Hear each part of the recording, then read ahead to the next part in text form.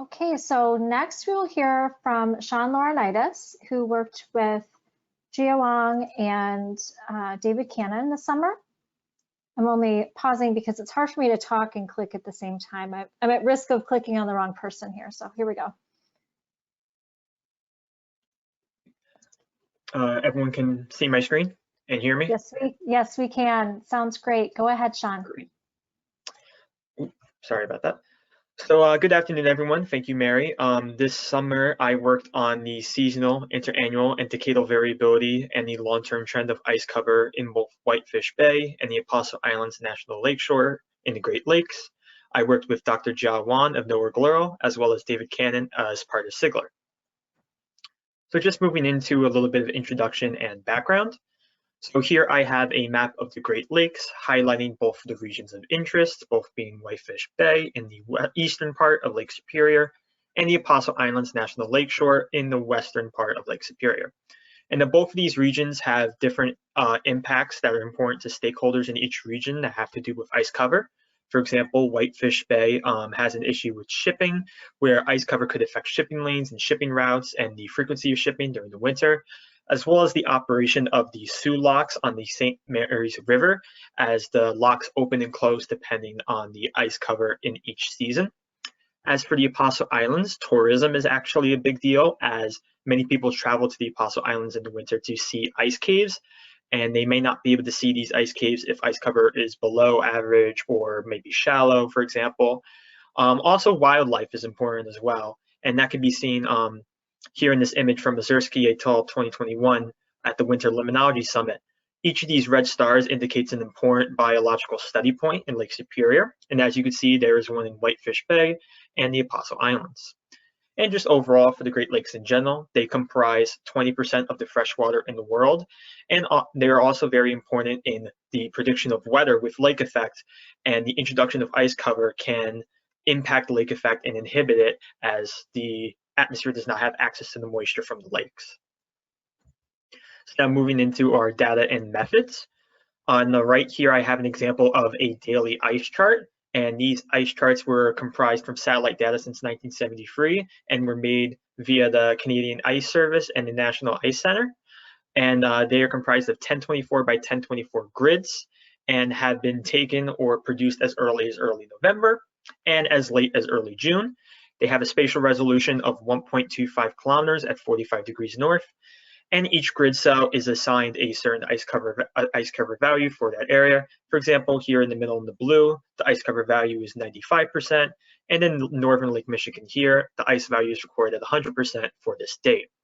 And now to get the data for the two specific regions we were interested in, we just applied a mask to this grid to pull out the ice cover data for each day for the Whitefish Bay and Apostle Islands. So now moving into some results that we found with our analysis. Here I have a daily time series of Whitefish Bay and the Apostle Islands ice cover every single day from 1973 to 2022. And we can see some interesting things here, most notably the circled here in red, the 1998 El Nino, which was the strongest of the last century. And we can see that in this year, ice cover reached the maximum that was lower than many years around it, especially for Whitefish Bay. We can also see that the Apostle Islands has a lot more interannual variability, especially more after the 1998 event, where some years the maximum ice cover reaches only around 50%, and other years it reaches near total ice cover. Meanwhile, in Whitefish Bay, many of the years reach 80 to 90 or even 100% ice cover.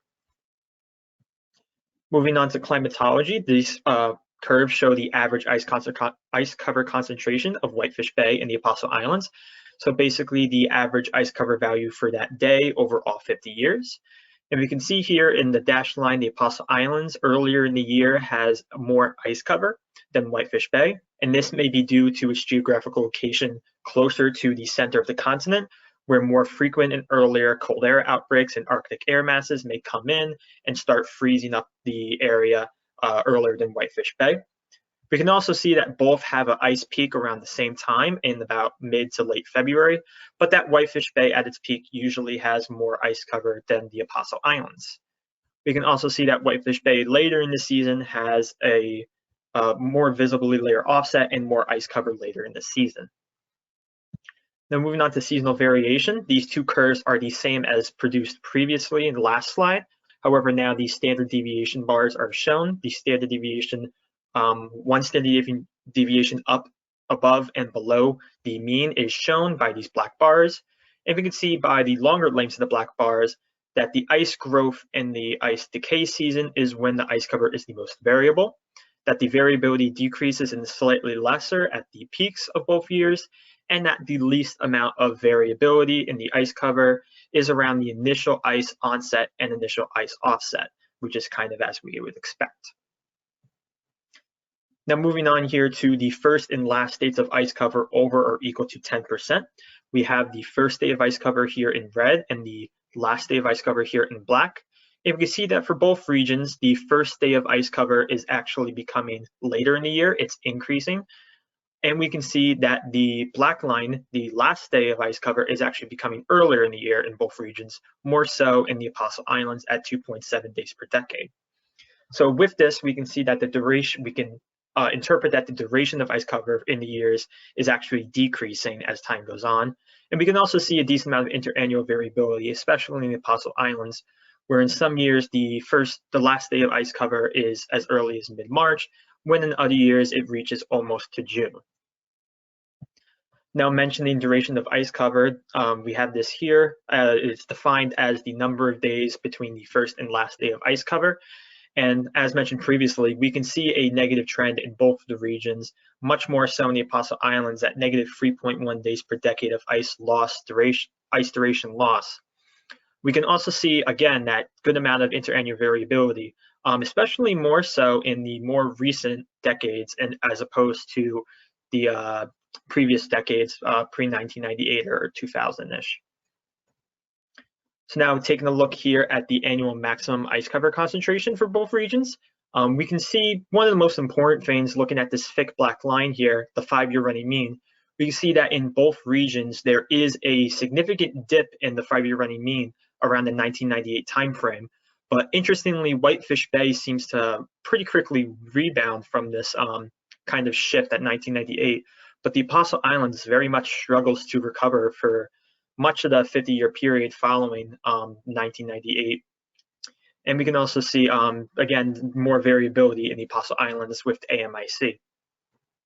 Looking at annual average ice cover, however, we can see more interesting and meaningful trends. With that 5-year running mean, again, we can really see that sharp drop 1998 from the El Nino.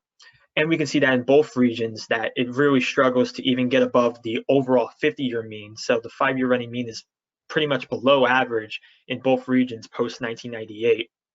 And we can take a look at this and see if this really is some sort of regime shift that we're seeing with this dashed magenta line that represents the pre-1998 AAIC average and the dashed red line, which represents the post-1998 average. And we can see, especially in the Apostle Islands region, the difference between the two nearing about like 20%. So we can clearly see that something big changed after the 1998 event. We can also see pretty decent trends downwards in the ice cover with 0.41% loss per year in Whitefish Bay and 0.55% loss per year in the Apostle Islands. Now, as we were going through our data, we noticed that in earlier years, especially in the 1970s and 1980s, that on the initial onset and offset of the seasons, that there was ice cover missing. For example, a year would start off with ice cover at 60% and end off abruptly with ice cover at 40%. In our original analysis, we filled in these values with zeros to represent that we did not know the ice cover on those days. But we decided that it might be better to fill in those values with the climatology, as shown previously, to get a more accurate representation of the growth and decay of ice cover in the regions and to see what difference that made. And you can see kind of just here on this time series the difference it makes, where in the original values here, the tail ends are very flat as they're mostly zeros. However, once the data is filled in, they become more curved and representative of a typical ice season. So we decided to compare those original values and filled values, and the important things to look at were the total percent loss over the 50-year period. Including this filled data, increased the total loss percentage by 2% in both regions. And another important variable that we look at is the standard deviation divided by the mean, which helps to give us a indication of the variability and inversely the predictability of ice cover. And we can see that before the climatology, both the regions have decently high variability, with the Apostle Islands having slightly more so. However, with these field values, we see that they very slightly decrease, but mostly stay around the same.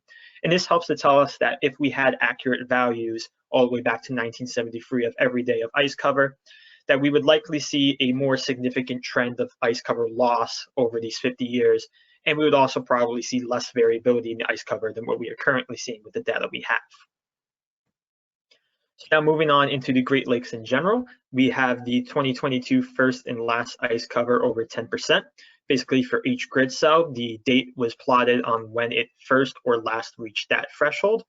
And we can see here that shallower and nearshore areas are the ones that freeze first and melt last in most of the Great Lakes. We can interestingly see in the 22 winter season that ice cover was actually forming on parts of Lake Superior into early to mid-April. And we can also see that in the 2022 winter season, that much of Lake Michigan and Lake Ontario had no significant ice cover at all for the season. Now moving on to the duration of ice cover, which similarly to before is just the first minus the last day of duration. And we can see that, especially here in northern Lake Superior in the nearshore areas, the ice cover duration was near 200 days. We can also see that in the mid parts of the lake that there were lower durations, and oppositely around the shores that there were higher bits of duration. We can also see that Lake Ontario had a low amount of ice cover duration for much of the lake, except for the northeast portion of the lake where ice cover duration reached near 100 days. And now finally, to end off, we have a 2022 time series of the average ice cover of each lake. We can see here that Lake Erie had its highest peak, the highest peak out of any of the Great Lakes, but it interestingly had two peaks, one occurring in late January to February 1st, and another occurring in mid-February, which is to be expected as is the shallowest of the lakes. We can also see that many of the lakes peaked at different times and not at the same time, such as Lake Superior having the latest peak out of any of the Great Lakes, and it occurring in mid-March. We can also interestingly see a synoptic scale forcing signature instead of just a climate forcing signature.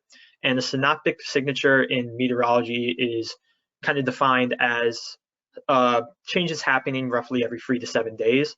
And we can see that here with these peaks and dips roughly every 3 to 7 days in all of the Great Lakes, which may be attributed to fronts coming through the region, which either bring warmer or colder air, which may lead to ice melting or ice growth, as well as a wind shift, which may take already existing ice and push it away to other regions or bring it into the regions of interest.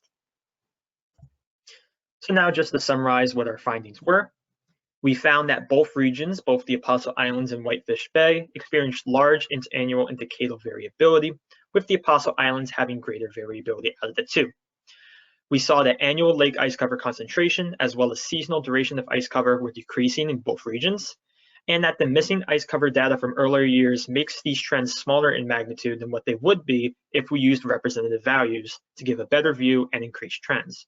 So likely, as mentioned previously, if we had the correct values for all days going back to 1973, we would likely be seeing a more significant trend in both ice duration loss and average annual ice cover loss in these two regions. We can see that some sort of regime shift in ice cover was present after the record 1998 El Nino event, and that the 2022 winter season was characterized by a relatively long duration of ice cover with different timing and ice cover peaks, like, for example, Lake Superior and Lake Erie.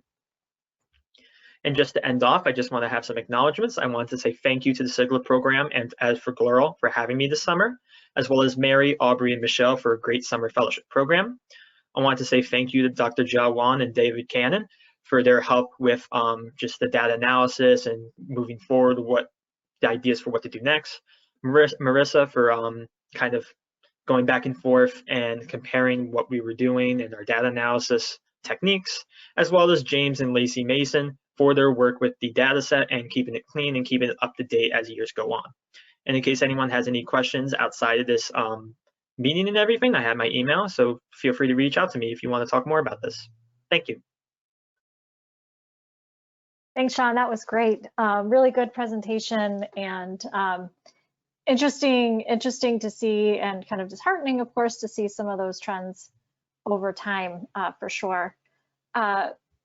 questions for Shaun. So you can either raise your hand or put them in the chat. And Hank, I apologize. I think your hand's been up for a while. So I'm not sure if you have a question for Shaun or if that was for a previous speaker.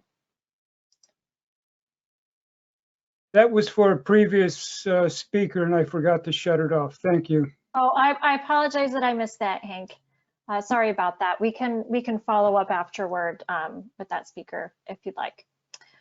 So Abby wrote in the chat for you, Shaun, another great presentation and summary of ice trends. If I remember correctly back to Marissa's presentation, the bays connected to Lake Superior appear to have much more significant regime shift after 1998 compared to Saginaw Bay and Georgian Bay. Can you speculate why this might be and what this means for the future? And then she smiled that she had her question ready this time.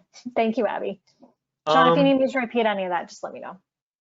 No, I think I'm all right. Thank you. I think what we're seeing is Lake Superior, my two regions, more Apostle Islands than Whitefish Bay, are more exposed to kind of the open waters of Lake Superior than, say, Saginaw Bay and Georges Bay are. I think especially what we're seeing that's really impacting that trend is not so much just a decrease overall in ice cover, but a lot more variability in ice cover and a lot more variability in, say, heat waves or cold air outbreaks, which may really be affecting these regions, especially Lake Superior, as mentioned previously, being so close to the central part of the United States where these cold air outbreaks really start. Maybe that frequency might be decreasing or becoming much more variable since that 1998 event, which is especially maybe affecting Lake Superior. I hope that answers your question. Great, thank you, Shaun.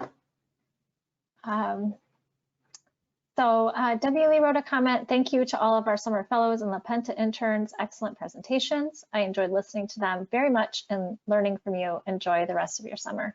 Thank you, Debbie, for that nice comment. And Abby just confirmed that your answer was very helpful, and thank you. Okay. See, any more questions for Shaun?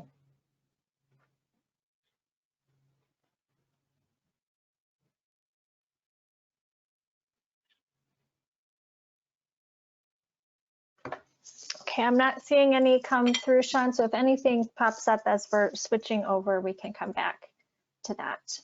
Okay, thank you very much. Great job. Thank you.